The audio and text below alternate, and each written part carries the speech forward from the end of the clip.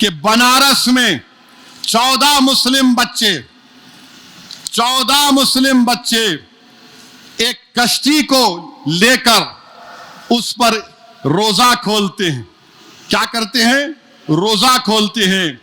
तो उनको क्या हुआ, फौरन उन पर केस बुक कर दिया गया। अब अगर कल मैं हुसैन सागर लेक में एक कश्ती लेता हूं, मैं बोलता हूं बोट पे रोजा, अब आजकल तो रोजा ऐसे ऐसे तरीके से खोल रहे कि अल्लाह मालूम क्या होने वाला आगे जाके। अब हुसैन सागर पे आप कश्ती लिए, लाइफ जैकेट पहन लिए, हाँ रोजा खोल रहे आप। उसके बाद चिकन की बिरयानी खा ली आप खा लिए। आने के बाद पुलिस बोलती नहीं नहीं, आपने कानून का उल्लंघन किया है। और क्या किया आपने इफ्तार पार्टी खाई, बिरयानी खाई आपने, तो BNS 298, BNS 299, BNS 196, BNS 270, BNS 223। अरे किसी के मजहबी जज्बात कैसा मजरू हो रहे हैं। अगर गंगा में कश्ती में मैं खाना खाया तो किसके मजहबी जज्बात मजरू हो रहे हैं? किसी के भी नहीं हो रहे ना। पूरा गंदा सीवरेज आकर गिरता गंगा में, वो तुम्हारे को तकलीफ नहीं हो रही। ये बच्चे बेचारे लाइफ जैकेट्स पहने हुए, नौजवान है, बोले चलो आप कश्ती पे जाएंगे, रोजा खोले। आप उन पे केस बुक कर दिए, जेल में है बच्चे। वो नहीं नहीं, तुम मजहबी जज्बात को मजरू करे। क्या मजहबी जज्बात मजरू करे? अरे उनका जुर्म सिर्फ इतना है कि मुसलमान है। जो पूरा गंगा को जो गंदगी सीवरेज आकर गिर रहा है, उस पर कोई किसी को फिक्र नहीं है। जो बड़े कश्तियां चलती उसमें जो लोग पेशाब पैखाना करते वो गिरता है, उसकी फिक्र नहीं है। बताओ कि क्या हो, सिर्फ तुम मुसलमान है, जेल में आपने उनको डाल दिया। ये इंसाफ है तुम्हारा? बीजेपी वालों बताओ। और तुम पसमानदा मुसलमान की बात करते हो, उसमें पूरे बच्चे सैफी हैं, पसमानदा मुसलमान हैं। उत्तर प्रदेश के इनसे ये नाइंसाफी की गई है। और क्या बोलते हैं कि उस बच्चों के वीडियो में किसी ने कहा आलमगीर मस्जिद, वो आलमगीर मस्जिद है वहां पर। नहीं, कैसा बोले तुम, मस्जिद का नाम कैसा लिए? अरे बाबा, वो नाम उसका आलमगीर मस्जिद है। तुम्हारे अब्बा के अब्बा के अब्बा के दादा पैदा होने से पहले आलमगीर मस्जिद है और सुबह क़यामत तक रहेगी इंशाअल्लाह ताला। मगर आप बोले नहीं, कैसा बोला उसने वीडियो में। मेरे अजीज दोस्तों और बुजुर्गों, हर चीज में मजहबी जज्बात हमारे मजरू हो गए। नहीं, हमारा त्योहार आ रहा, गोश्त की दुकान बंद रहना, अंडे की दुकान बंद रहना, तो लाओ पैसे भी दो ना हमारे को। कुरैश बरादरी का काम गोश्त का कारोबार करना आपके मजहबी जज्बात है। मेरा रमजान का महीना था, पूरे शराब की दुकानें खुली क्यों थी बताओ? बंद करना था कुत्ते की पेशाब की दुकान को, पूरे बंद करना था शराब की दुकानों को भारत में। मगर नहीं, शराब की दुकानें खुली रहेंगी, मैं कश्ती में रोजा नहीं खोल सकता। मेरे मजहबी जज्बात मजरू नहीं होंगे? बंद करो ना फिर। जा मेरा घर है, अगर मैं बोलूं मेरा घर है, होटल बंद रहना, बंद करेंगे आप? एक जमाना था हैदराबाद में, चाहे हिंदू और मुसलमान के होटल हो, आधा पर्दा लगाता था। मगर जमाने के हालात के लिहाज से वो भी खत्म हो गया। मगर ये काम हो रहा है। अब आप देखिए, मैं नौजवानों को कह रहा हूं, हिंदू नौजवानों को खास तौर से, आप बताओ, एक आंकड़ा आया कि भारत में 67% ग्रेजुएट जो हैं वो बेरोजगार हैं। 67% जो ग्रेजुएट हैं बेरोजगार हैं। और बोलो मोदी ये मोदी वो, खुश कर लो, तुम्हारे पेट में तो कुछ जा रहा नहीं, मगर तुम्हारे दिमाग में नफरत डाल दी गई असदुद्दीन ओवैसी के ताल्लुक से। 67% ग्रेजुएट भारत में बेरोजगार हैं, तो उनको लगा दिए काम पे, गौरक्षक बनो। अब हैदराबाद में अगर कोई भैंस लेके आ रहा तो रोक के मार रहे हैं। क्या कर रही है तेलंगाना की पुलिस? क्या कुरैशी अपना कारोबार नहीं कर सकेगा? कौन सा कारोबार करेगा कुरैशी, बताओ फिर। नहीं, आप वो करना चाह रहे हैं। मेरे अजीज दोस्तों और बुजुर्गों, फिर दिल्ली में उत्तम नगर है, मैंने पिछले हफ्ते जिक्र किया था।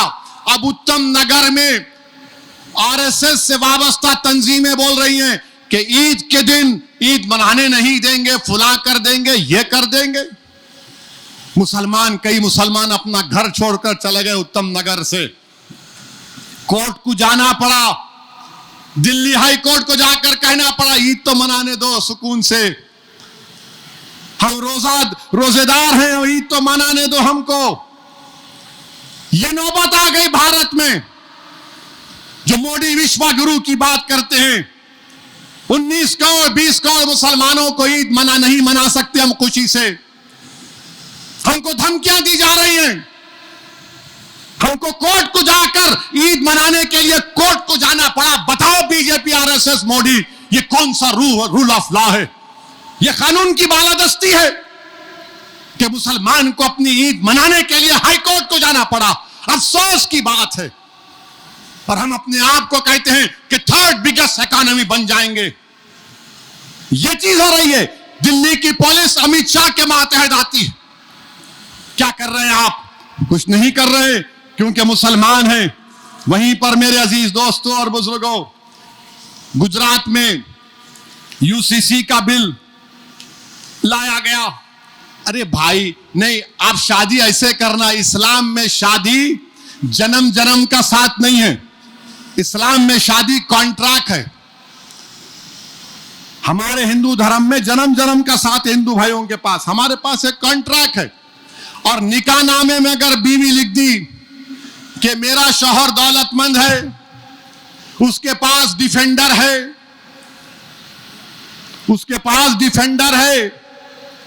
उसके पास 2 गाड़ियां हैं, मेरे को हर साल रमजान में 10 दिन उम्रे को लेके जाना, तुम उन्हें लिख दी निकाहनामे में, जाना पड़ता, लेके जाना पड़ता आपको।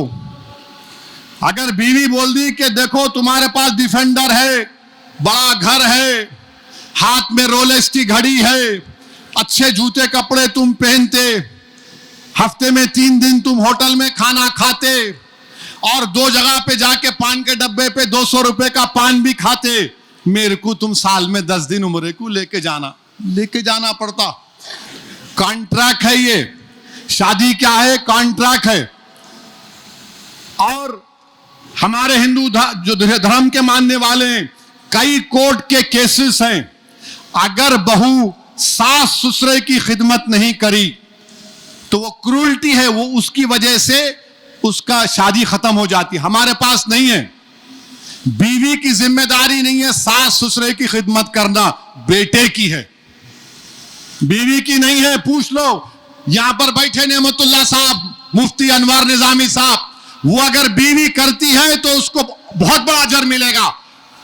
मां बाप की जिम्मेदारी औलाद पर है, बहू पे नहीं। हमारे पास नहीं, बहू पे डालो, अरे बहू पे नहीं है। मुझे मालूम कि मेरी बात सुनने के बाद बहुत से लोग नाराज होंगे। अरे सब अच्छा बोले, ये कई को बोले। मैं कई लोगों से सुना, साहब क्या तकरीर थी, मगर ये खामखा बोल के परेशान कर दिए। बोला क्यों? नहीं, घर में गए तो हमारी बीवी हमारे को बोले, सुने एमपी साहब क्या बोले, सुने एमपी साहब क्या बोले। मैं औरतों के लिए नहीं, ना मर्दों के लिए सच्चाई को बयान कर रहा हूं। मां बाप की खिदमत औलाद की जिम्मेदारी है, और जिम्मेदारी बेटी है तो उसके मां बाप पे शादी हो गई, नहीं मैं भूल जाने, मैं क्या करूं, मेरी शादी हो गई। आपकी जिम्मेदारी है, आपको देखना है। अच्छा, फिर गुजरात में, ये गुजरात का देख लो आप। गुजरात में 1000 अगर बच्चे पैदा हुए तो 890 बच्चियां पैदा होती। इनको ये मोहब्बत है बच्चियों से। और वहां पर क्या होता है, क्यों 890 है बच्चियां पैदा क्यों होती हैं? क्योंकि ये लोग मालूम कर लेते, कुछ बोलते उसको सोनोग्राम, क्या बोलते, जो भी, हाँ जो भी है, मालूम कर लिए कि पेट में बेटी है, हमल साकित कर लेते, जाके हमल को गिरा लेते। अरे 1000 बच्चे हैं तो 1000 बच्चियां भी होना चाहिए ना गुजरात में, नहीं है। और गारंटी से बोल रहा हूं कि सबसे ज्यादा बच्चियां पूरे धर्मों में अगर आप देख लें गुजरात में तो मुसलमानों में होंगी, सबसे ज्यादा होंगी। यहां 890 है, इस पर कुछ नहीं है। और फिर बात करें कि हमको मिलाते, ईरान में क्या हो रहा देखो, टर्की में क्या हो रहा, अरे जालिमों लक्षद्वीप में क्या हो रहा मैं तुमको बताता हूं। लक्षद्वीप में फीमल खवानगी का तनासुब, खवातीन का खवानगी का तनासुब पूरे मुल्क में, माने गुजरात में 69% लिटरेसी रेट है खवातीन का, तो लक्षद्वीप में 87% है। और फिर गुजरात में 65% खवातीन के जिस्मों में खून नहीं है, एनीमिक है, खून नहीं है, एनीमिक है। मगर हम यूसीसी लाए हैं, बिल लाए हैं। और गुजरात में कोई मुसलमान अपना घर हिंदू को नहीं बेच सकता, हिंदू अपना घर मुसलमान को नहीं बेच सकता। डिस्टर्ब एरियाज एक्ट है। अहमदाबाद का 40% हिस्सा, यानी अगर मैं कहूं तो अगर सिकंदराबाद का 40% हिस्सा कोई किसी को नहीं बेच सकते, कलेक्टर से परमिशन लेके बेचना वो यूसीसी हो गया। और फिर इलाहाबाद हाई कोर्ट ने उत्तर प्रदेश में मुसलमान अपनी जायदाद में नमाज पढ़ रहे, नमाज पढ़ने से रोक दिया गया। तो हाई कोर्ट ने एक सवाल किया उत्तर प्रदेश के योगी हुकूमत से, क्या आप हिंदुओं को रोक सकेंगे किसी के जाती घर में इबादत करने से? क्यों मुसलमानों को आप रोक रहे हैं? ये हाई कोर्ट ने पूछा उनसे। मेरे भाई, ये हमारे देश का हाल हो चुका है। हर जगह पर कहीं ना कहीं पर कुछ ना कुछ तमाशे हो रहे हैं। और अफसोस के साथ कहना पड़ता है, ये हमारा पड़ोसी पाकिस्तान भी इजराइल का छोटा भाई है। ये दोनों ऐसे मुमालिक हैं जो उनके पड़ोसियों को सुकून से कभी रहने नहीं देंगे। बमबारी पाकिस्तान अफगानिस्तान में किया और 400 लोगों को मार दिए, 400 लोगों को। ये पाकिस्तान बड़ा दावा करता है, नहीं नहीं इस्लाम, अरे कहे का इस्लाम, तुमको इस्लाम का अलिफ नहीं मालूम। तुमने अपनी बमबारी से अफगानिस्तान में 400 लोगों को शहीद कर दिया वहां पर। मेरे अजीज दोस्तों और बुजुर्गों, ये माह मुबारक के चंद घड़ियां हमारे दरमियान में है। इसी माह मुबारक में मरहूम कायद सालार मिल्लत हमसे रुखसत हुए इस दुनिया से, उनका इंतकाल हुआ। मैं अल्लाह से दुआ करता हूं कि अल्लाह मरहूम कायद को उनकी मग़फ़िरत करे, अल्लाह उनकी खिदमात को कबूल करे।